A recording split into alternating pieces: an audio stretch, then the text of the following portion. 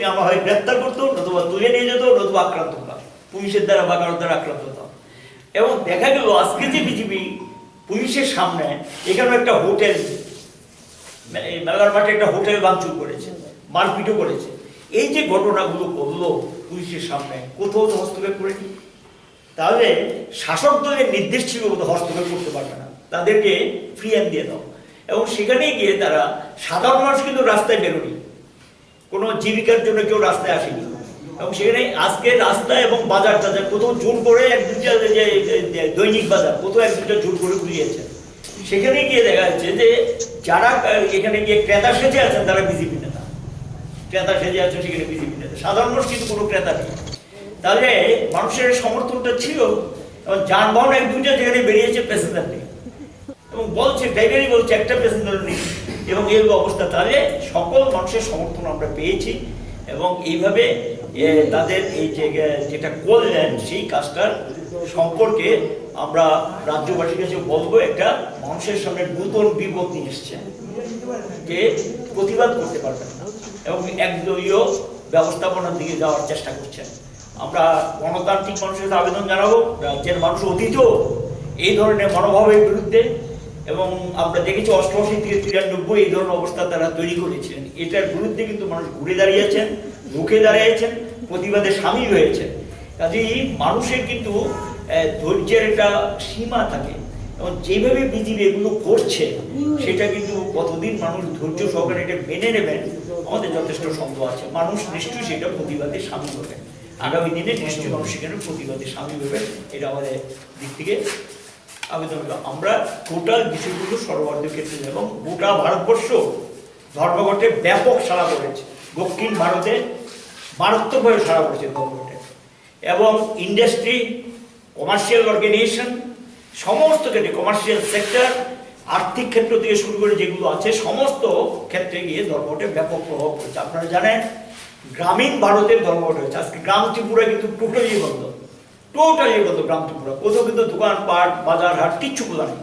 সেখানে গিয়ে বেলা 12টার পর মাইকিং করে এক দুইটা জায়গাতে বলছে যদি যারা দোকান খুলেন নেই কালকের থেকে তাদের দোকান বন্ধ, দোকান খুলতে পারবেন না। যেমন জব পুজোতে করেছে, বেলা 12টা করে মাইকিং করেছে, এগুলো করেছে কোথাও কোথাও। এবং সেখানে গিয়ে পরে কিন্তু আইপিএফটি, বিজেপি মিলিয়ে এটা করেছে, এটা এর লোকীয় অবস্থা।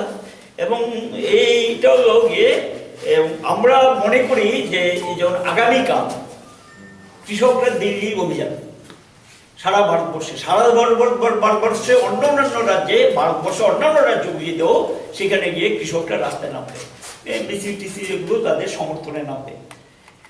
কৃষকদের ধর্মঘটটাকেও, এই যে আজকে যে কৃষকরা যে রাস্তায় নামবেন, এটাকেও দিল্লি অভিযান যাতে না করতে পারে তার জন্য সেখানে হরিয়ানা, পাঞ্জাবে বিশাল বাহিনী নিয়ে যেমন যুদ্ধ সাজ করে ঝাঁপিয়ে পড়েছে। আপনারা দেখছেন নেতৃত্বকে গ্রেপ্তার করছে গত 2-3 দিন যাবৎ, জল কামান, তারপরে লাঠি পেটা এগুলো চলছে। এগুলো অতিক্রম করেই দিল্লি অভিযানের দিকে সামনের দিকে এগিয়ে যাচ্ছে। আমাদের দৃঢ় বিশ্বাস কালকে কৃষকদের সঙ্গে শ্রমিকরা অংশগ্রহণ করবে, এবং শ্রমিক কৃষকের মধ্যে একটা নতুন পরিস্থিতি তৈরি হয়েছে, শ্রমিক কৃষকের মধ্যে একটা ব্যাপক ঐক্য গড়ে উঠেছে। এবং যারা দেশটাকে গড়ে তুলেছেন এবং দেশে ইমারত গড়ে তুলেছেন, যারা দেশকে খাদ্য যোগান দেন, যারা ইমারত তৈরি করে মানুষের সামগ্রী ব্যবহার করার জন্য সুযোগ করে দেয় শ্রমজীবীরা, এবং সেখানে নির্মাণের সঙ্গে যারা যুক্ত, দেশটাকে যারা তৈরি করেছেন, তারাই আজকে লাঞ্ছিত, বঞ্চিত, অবহেলিত। কাজেই এই দুইটা শক্তি আজকে ঐক্যবদ্ধভাবে সংগঠিত আন্দোলনের সূচনা হয়েছে। আমরা মনে করি না যে আজকের ধর্মঘটের মধ্য দিয়ে নরেন্দ্র মোদী সরকার তাদের হেলদুল আসবে বা তারা কিছু ভাববেন। যদি মানুষ থেকে কিছু শিক্ষা নিতে চান, নিশ্চয়ই আমরা আশা করব শিক্ষা নিয়ে তাদের এই যে মনোভাব এটা পরিবর্তন করে আমাদের যে দাবিগুলো সেই দাবিগুলো পূরণ করা উচিত, সাধারণ মানুষের জনস্বার্থে সেটা মেনে নেওয়া উচিত। কেন্দ্রীয় ট্রেড ইউনিয়ন এবং কেন্দ্রীয় সরকারের যে সমস্ত পাবলিক সেক্টর আন্ডারটেকিংগুলো আছে এই ধরনের, এবং শিক্ষক কর্মচারী, স্টেট গভর্নমেন্ট এবং সেন্ট্রাল গভর্নমেন্টে এদের ফেডারেশন আছে প্রায় 56টা টোটাল। এই 56টা ফেডারেশন, কিছু ইন্ডিপেন্ডেন্ট অর্গানাইজেশন এবং কিছু এনজিও ভারতবর্ষের এই পরিস্থিতিতে তারা মিটিং করে সিদ্ধান্ত নিয়ে 26শে নভেম্বর মানে আজকের এই ধর্মঘট আহ্বান করা হয়েছে। এই ধর্মঘটের দাবিগুলো সম্পর্কে আপনারা ইতিমধ্যে জেনেছেন। এটা ভারতবর্ষের সকল অংশের মানুষের যে সমস্যা, জ্বলন্ত সমস্যা তো অনেক সমস্যাই আছে, তার মধ্যে জ্বলন্ত যে সমস্যাগুলো সেইগুলো নিয়ে এই ধর্মঘটটা আহ্বান করা হয়েছে। এবং এই ধর্মঘট আহ্বান করার পর গোটা ভারতবর্ষে যেমন প্রচার চলছে, আমাদের রাজ্য আমরা প্রচার করেছি। কিছু কিছু জায়গা আপনারা জানেন, রাজ্যের এমন কিছু জায়গা আছে যেখানে প্রচার করতে দেয় না, সেই সমস্ত জায়গাতেও আমরা পোস্টার লাগানোর চেষ্টা করেছি এবং লিফলেট বাড়ি বাড়ি পৌঁছে দিয়েছি। আমরা লক্ষ্য করছি এই ধর্মঘটের মধ্য দিয়ে প্রচারে যখন ব্যাপক সাড়া পড়েছে এবং বিভিন্ন জায়গায় এই ধর্মঘটের পক্ষে যে প্রচার মিছিলগুলোর মধ্যে মানুষের উপস্থিতি দেখে শাসক দল তথা বিজেপি আতঙ্কিত হয়ে তারা সেখানে গিয়ে এই ধর্মঘটের উপর বল প্রয়োগ করার জন্য গত 2 দিন যাবত রাজ্যের বিভিন্ন প্রান্তে ভয়ভীতি, হুমকি এগুলো তারা শুরু করেছেন।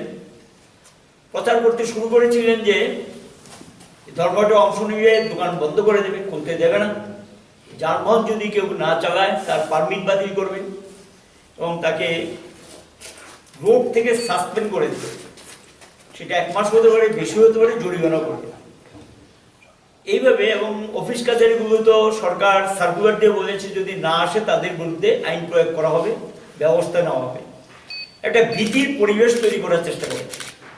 আমরা মানুষের কাছে এই আহ্বানটা দিয়েছিলাম যে আমরা আপনাদের কাছে আবেদন জানাচ্ছি যে সরকারটা কেন্দ্রে এবং রাজ্যে একই দলের সরকার, এই সরকার যে পদ্ধতিতে যেভাবে এটা করছে এই পদ্ধতিটা কোনো অবস্থাতেই মেনে নেওয়া যায় না এবং এটার বিরুদ্ধে যদি সোচ্চার না হন, আজ হোক কাল হোক আপনি কিন্তু রেহাই পাবেন। সকল অংশের মানুষই কিন্তু কম বেশি আক্রান্ত, কারণ আমরা দেখছি ওরা দেশের সাংবিধানিক যে পদ্ধতিটাই তো মানছে না এবং দেশের সংবিধান কিন্তু অচল করে দিতে চাইছে। এবং আমরা লক্ষ্য করছি যে এর মধ্যে সীমাবদ্ধ না থেকে নানা ধরনের কালো আইনগুলোকে ব্যবহার করে প্রতিবাদী কণ্ঠকে স্তব্ধ করে দেওয়ার জন্য, যাতে কেউ প্রতিবাদ না করতে পারে, সাহিত্যিক, বুদ্ধিজীবী, প্রবন্ধক, লেখক কাউকে ছাড় দিচ্ছে না, জেলখানায় ঢুকিয়ে দিচ্ছে। এটার মধ্য দিয়ে তাদের একটা ধারণা হয়ে গেছে এভাবেই দেশের শাসন ক্ষমতাটা চালাবে। স্বাভাবিক কারণে আক্রান্ত মানুষগুলো তখন বাধ্য হয়ে এই ধর্মঘটে নেমেছেন। তার আগে কিন্তু ট্রেড ভিত্তিক অনেক ধর্মঘট হয়েছে, যেমন ব্যাংকে ধর্মঘট হয়েছে, কয়লাতে ধর্মঘট হয়েছে, স্টিলের ধর্মঘট হয়েছে, এরকম ট্রেড ভিত্তিক ধর্মঘট হয়েছে তাদের দাবিগুলো নিয়ে।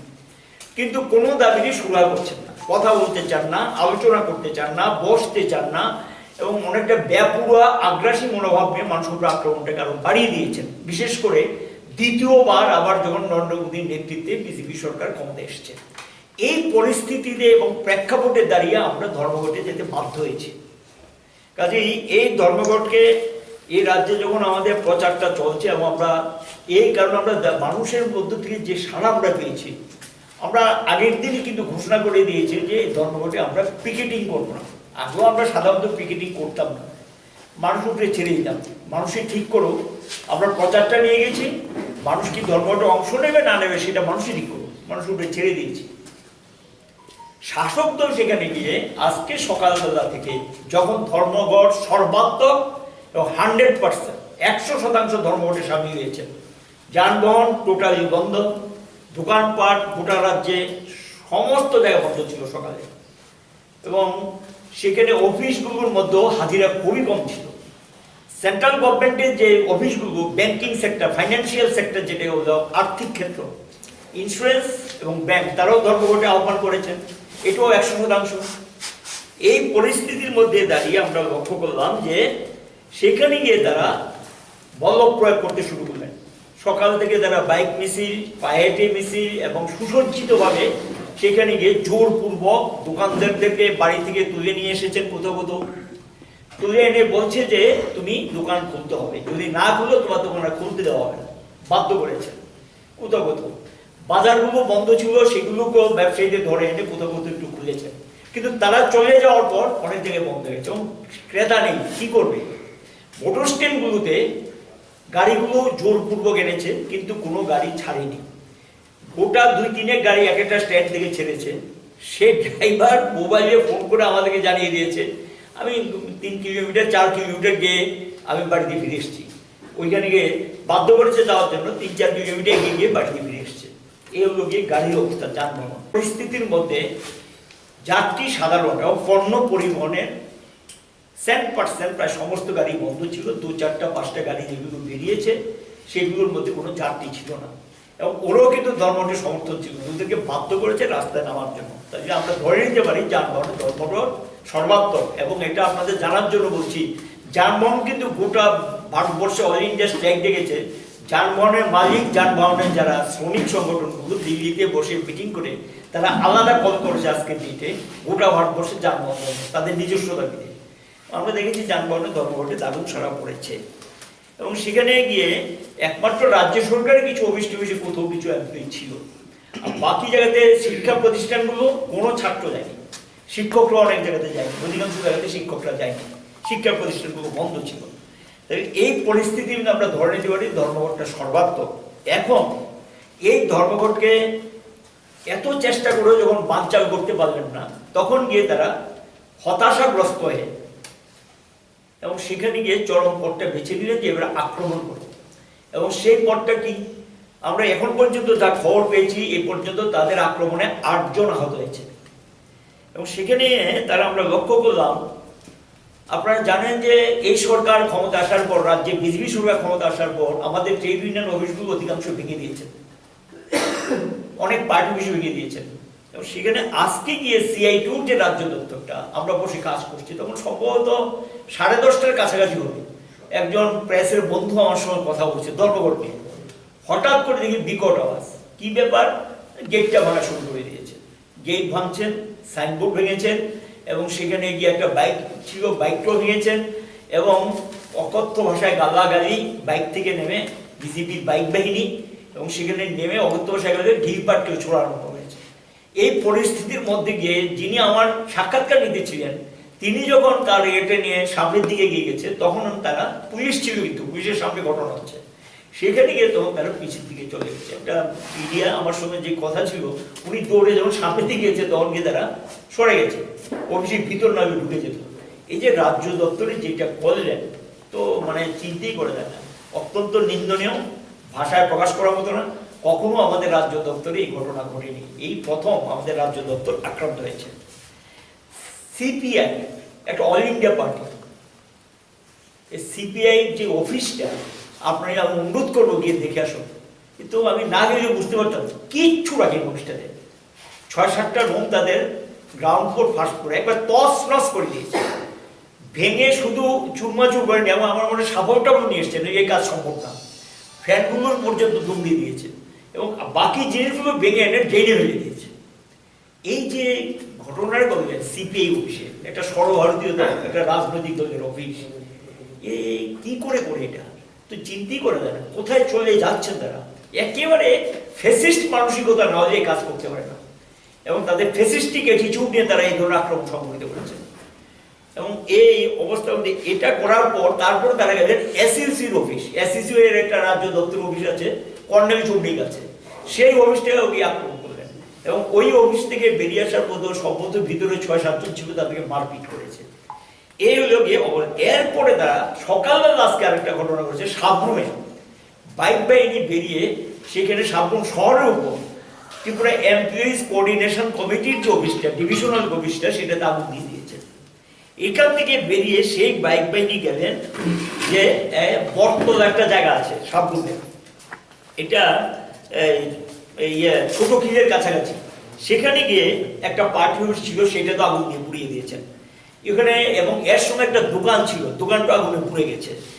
ছোট খিলের কাছাকাছি সেটা হলো লীলাগড় যে চা বাগানটা আছে, চা বাগানের কাছে এখানে একটা পার্টি অফিস ছিল, সেটাও পুড়িয়ে দিয়েছে। এইভাবে তারা বিভিন্ন ঘটনাগুলো সংগঠিত করেছে। যারা আক্রান্ত হয়েছে তার মধ্যে খোয়াইতে দেখা গেল সুশীল মোদক, উত্তম সূত্রধর, তাপস দাস, এরা সুভাষ পার্কে বাজারে 2 জন, আরেকজন শিক্ষকও ছিলেন, এর মধ্যে একজন শিক্ষক আছে। কুমারঘাটে এক ভদ্রলোক দোকান খুলতে আপত্তি জানিয়েছে, তাকে জোর করে বিধায়ক তুলে নিয়ে এসেছেন, দোকান খুলতে হবে। তিনি বলছেন আমি দোকান খুলবো না। ওনার সামনে ওনার ছেলে সুজন সাহাকে মারপিট করেছে। তারপরে দোকানে কর্মচারী পলাশ দাসকে মারপিট করেছে কুমারঘাটে। এরপরে গিয়ে তার আরেকটা ভাই আছে, সেই ভাইটার নাম হলো সুমন সাহা, মুখবধির, সে কথা বলতে পারে না, মুখবধির, তাকেও রেহাই দেন, তাকেও সেখানে মারপিট করেছে। শচীন্দ্রনগর কলোনিতে একজন দিন মজুর, তাকে মারপিট করেছে, ওর নাম নিরঞ্জন দাস। এবং রানীবাজারও আরেকজনকে মারপিট করেছে। কদমতলা আমাদের যে পার্টি অফিসটা আছে ধর্মনগর কদমতলা, সেই পার্টি অফিসেরও দরজা টরজা গেট টেট কিছু ভাঙচুর করেছে।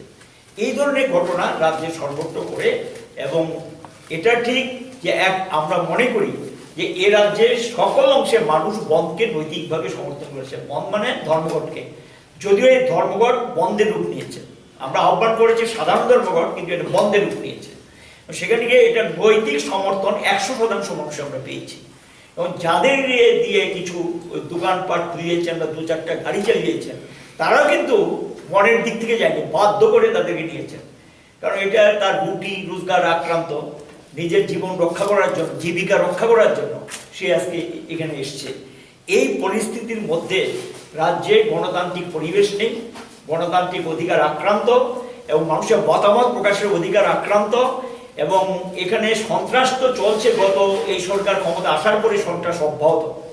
এবং একমাত্র একদলীয় শাসন ব্যবস্থা কায়েম করতে চায় কিনা বুঝতে পারছি না। কারণ কোনো দল রাখবে না, কোনো দল কথা বলতে পারবে না, বিরোধীরা কোনো কথা বলতে পারবে না, এই ধরনের মনোভাব নিয়ে তারা অগ্রসর হচ্ছে। এবং এইটা কিন্তু ভারতবর্ষে গণতান্ত্রিক মানুষও মেনে নেবে না, ত্রিপুরার যে গণতান্ত্রিক মানুষও মেনে নেবে না। ওরা যদি মনে করে থাকে যে এভাবে জোর জোরপড়ি করে এটা করবে। এবং আমি দেখলাম টিভিতে একজন প্রেসের মিডিয়া বন্ধু জিজ্ঞাসা করছে যে আপনারা যে বাইক নিয়ে বেরিয়েছেন, কেন বেরিয়েছেন? ধন্যবাদ জানার জন্য। ধন্যবাদ জানানোর জন্য এত বড় বাইক নিয়ে বেরোতে হয়। এবং ধন্যবাদ জানানোর জন্য সঙ্গে এই সমস্ত এখানে যখন অফিসটা ভাঙে অস্ত্র শস্ত্রে সজ্জিত, আমরা দেখলাম তো এখানে ভাঙচুর, সাপোটাও নিয়ে এসছে। এটা অভিনন্দন জানানোর জন্য সাফল লাগে কিনা আমার জানা নেই, অভিনন্দন জানানোর জন্য অন্যান্য অস্ত্র লাগে কিনা আমার জানা নেই। এবং এগুলো নিয়ে আজকে বিভিন্ন জায়গাতে এগুলো গোটা রাজ্যে সমস্ত মহকুমায় উজ্জীবিত করছে। এবং ধর্মঘটটা সর্বাত্মক হওয়াতেই এটা মানুষের থেকে সমর্থনের জোর জোরপড়ি করে এই কাজ তারা করেছে। আমরা এই বিজেপি দলের এই ধরনের কাজের তীব্র নিন্দা করছি, প্রতিবাদ জানাচ্ছি। এবং রাজ্যবাসীর কাছে আবেদন থাকবে এই জাতীয় মনোভাবের বিরুদ্ধে রুখে দেন। আমরা লক্ষ্য করলাম যে এই বিজেপি দল আবার কোনো কোনো ক্ষেত্রে আমাদের মিছিল মিটিংও করতে দেয় না, প্রতিবাদও করতে দেয় না। আজকে যদি আমরা বেরোতাম মিছিল নিয়ে, আমাদেরকে কিন্তু পুলিশ বাধা দিত, নিশ্চিত আমরা ছিলাম, আমাদের কিন্তু করতে দেবো না। পিকেটিং করার জন্য যদি আমরা যদিও আগে ঘোষণা করে দিয়েছি আমরা পিকেটিং করবো না, আমরা মানুষের উপর ছেড়ে দিই।